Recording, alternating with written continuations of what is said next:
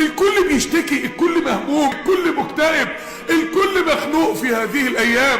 الناس حاسه ان لو كان بس معاه فلوس، لو كان بس. قال تعالى: نحن قسمنا بينهم معيشتهم. نحن قسمنا بينهم ايه؟ الفلوس؟ لا. نحن قسمنا بينهم الصحة؟ لا. ربنا ما وزعش الفلوس بالتساوي بين الناس، ربنا ما وزعش الصحة بالتساوي بين الناس، ربنا ما وزعش الذرية في التساوي بين الناس، ربنا ما وزعش الذكاء، المواهب، الشهادات، مساحة السكن. ربنا ما وزعش حاجة معينة بالتساوي بين الناس، ولكن ربنا وزع العيشة بالتساوي بين الناس. نحن قسمنا بينهم معيشتهم. العيشة كلها ربنا مقسمها. لو ده خد شوية في الصحة وفي الأولاد، ده ياخد في الشهادة وفي الذكاء، ده ياخد في المواهب وفي الفهم وفي العلم، ده ياخد في النفسية وفي السعادة. ربنا قسم العيشة بين الناس. آية من أخطر ما تكون، آية بتعرفك إنها متقسمة، ومش متقسمة من اي حد. نحن قسمنا، ده متقسمة من فوق، ومفيش اي حد تحت يملك اي شيء في تغيير التقسيمة اللي ربنا قسمها من فوق. مفيش اي حد يملك اي شيء، والقضية كلها في ايد ربنا سبحانه وتعالى. آية بتخليك تقدر تفهم ايه اسباب السعادة في زمن الهم والكآبة والاكتئاب. احد الاثرياء وهو العربية بتاعته، السائق بتاعه الخاص بيسوق العربية، هو وزوجته بقى وطايرين في يعني سفرية من سفرياتهم، حصل حادثة، الزوجة ماتت، يعني رحم الله اموات المسلمين اجمعين يا رب. الزوجة ماتت، هو جاله شلل رباعي، لم يعد يحرك الا لسانه، جسمه كله وقف. السائق طلع سليم 100%، لم يحدث له اي شيء. يقول ذلك الرجل ان هو اللي بقى بيخدمه هو السائق، ما عادش له حد.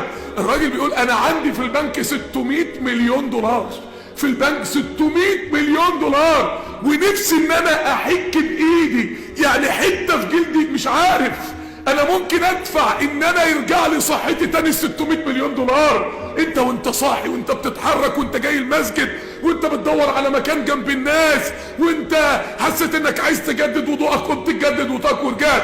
النعمة دي 600 مليون دولار لا يساوي جنبها شيء.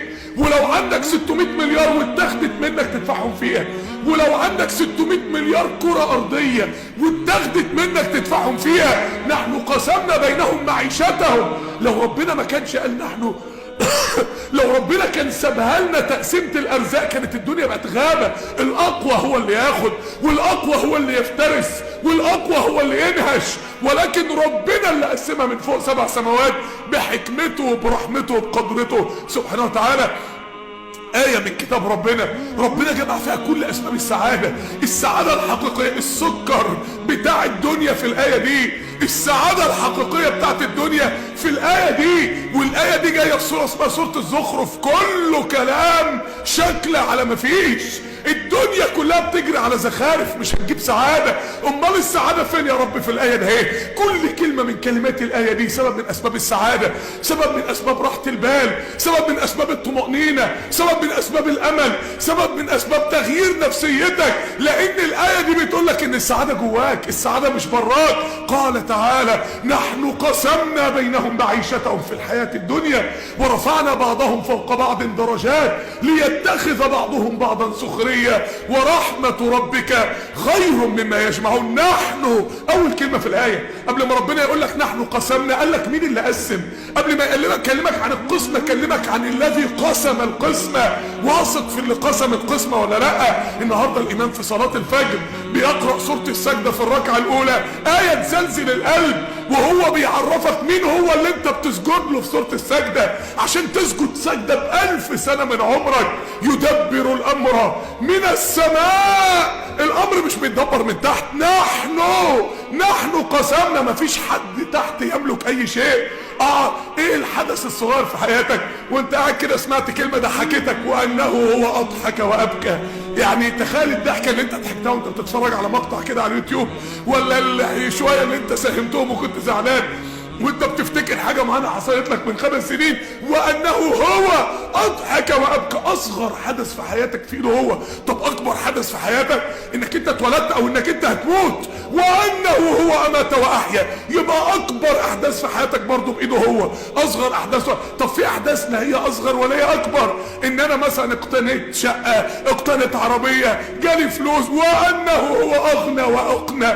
يعني كل الاحداث الصغيرة مهما تخيلت انها صغيرة في ايده هو. كل الاحداث الكبيرة في ايده هو. كل الاحداث اللي ما بينهم في ايده هو. حدش تاني يملك اي شيء. نحن قسمنا. ربنا بس. وعنده مفاتح الغيب لا يعلمها الا هو بس. واقف على باب غيره ليه؟ واقف على باب حد غير الله سبحانه وتعالى ليه؟ ذلك بان الله هو الحق وان ما يدعون من دونه الباطل. ذلك بان الله هو مفيش حد تاني الحق، وان ما يدعون من دونه الباطل. الباطل ابطال مفعول قنبله. ان القنبله بعد ما كان كله مرعوب بيها بقى الاطفال بيلعبوا بقى كوره، بقى الاطفال بيجروا ورا بعض بيها، خلاص مبطوله المفعول. ده الباطل ملوش اي فاعليه. كل ما سوى الله لا يوجد له اي فاعليه في الكون. امال مين اللي له الفاعليه بحق وحقيقي؟ مين الحق؟ مين اللي بحق وحقيقي يملك؟ ذلك بان الله هو الحق. قال رسول الله صلى الله عليه وسلم إن الشمس والقمر آيتان من آيات الله لا تكسفان لموت أحد ولا لحياته. الشمس والقمر دي اللي بيحركهم ربنا. طب الشمس ديت قد الأرض كم مرة؟ 1,300,000 مرة. يعني لو جبت 1,000,000 كرة أرضية ترمي 1,000,000 كرة أرضية جوه الشمس تبلعهم ما يبانوش. طب اذا كانت الشمس اللي اعظم من الارض 1,300,000 مرة لا تتحرك حركة الا بامر الله، يبقى الارض بيحصل فيها حركة الا بامر الله. نحن قسمنا. ولما ربنا قسم ما اداش لحد كل حاجة، ولما ربنا قسم ادى لكل واحد كتير قوي. بس المشكلة ان كل واحد يبص للحاجة اللي ناقصاه. عشان كده كلمة نحن ديت اول حاجة بتعلمك الثقة، بتعلمك انك انت تعرف مين اللي قسم الاول، عشان ما تجيش تبص للاسم وانت مش عارف اللي قسم الاسم دي الله ارحم الراحمين واغنى الاغنياء والقادر المقتدر سبحانه وتعالى. الكلمة نحن دي بتعلمك الرضا. يا ابن ادم في الاثر، يا ابن ادم ان رضيت بما قسمته لك ارحت قلبك. هتعيش مرتاح، مش هتعيش مولع، مش هتعيش هتتجنن. لو كنت عملت كذا. طب هي مش كده ليه؟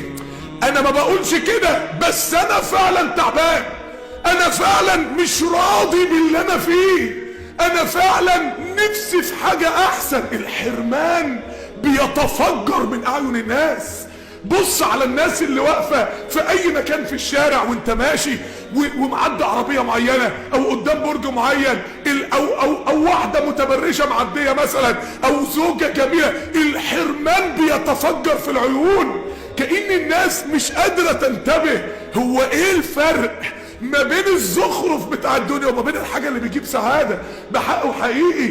الرضا ان رضيت بما قسمته لك. بما ايه؟ نحن ايه؟ مش نحن سنقسم، نحن قسمنا. يا ابني فعل ماضي، يا ابني القصة خلصانة، عمرك بالثانية خلصان، اجلك منتهي. اللي هتتجوزها اسمها من 50,000 سنة مكتوب، اولادك بالاسم وبتاريخ الميلاد وبتاريخ الوفاة وبالشهادة اللي هياخدوها خلصانة. نحن قسمنا، خلاص اتقسمت من فوق. ريح بالك كما قال تعالى انما نعد لهم عدا. قال ابن عباس اي نعد لهم الانفاس. ده انت عدد انفاسك على وجه الارض مكتوبة، كما قال الله عز وجل ويرسل عليكم حفظة. كلنا متهيألنا من الحفظة الذين يحفظون علينا اعمالنا. المفسرين لهم 3 اقوال تانية في الحفظة. الذين يحفظون عليك عملك، ده قول من 4 اقوال. الذين يحفظون عليك علمك، كل آية أو حديث سمعتهم هتتسأل عنه قدام ربنا يوم القيامة.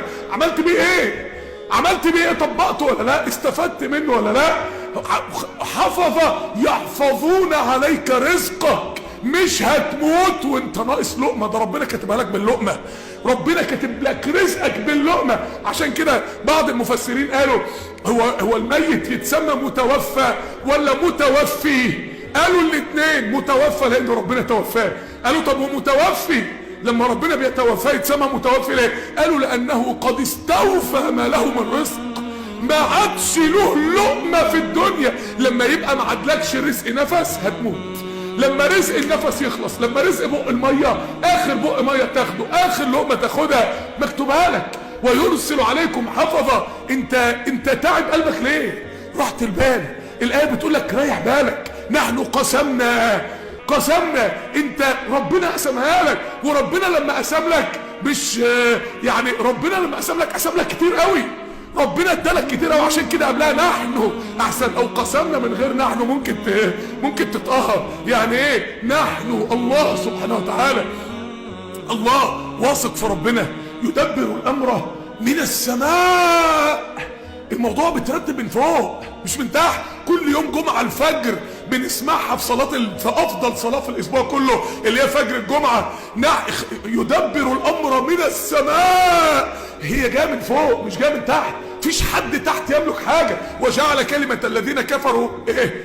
السفلى وكلمة الله هي العليا. كلمة الذين كفروا لما بياخدوا قرارات القدس عاصمة فلسطين، عاصمة اسرائيل، يا عم خلوهم ياخدوا، كل ده هينزل في الارض في الاخر بامر الله. وكلمة الله هي العليا. ما امر الله به لعباده الصالحين، ما امر الله به للدعاء الى الله، ما امر الله به لاوليائه ومن نصر دينه، ما امر الله به للصوامين القوامين. هو دي الكلمة العليا، هو ده اللي هيحصل. هي دي الكلمة اللي مش هتنزل الارض.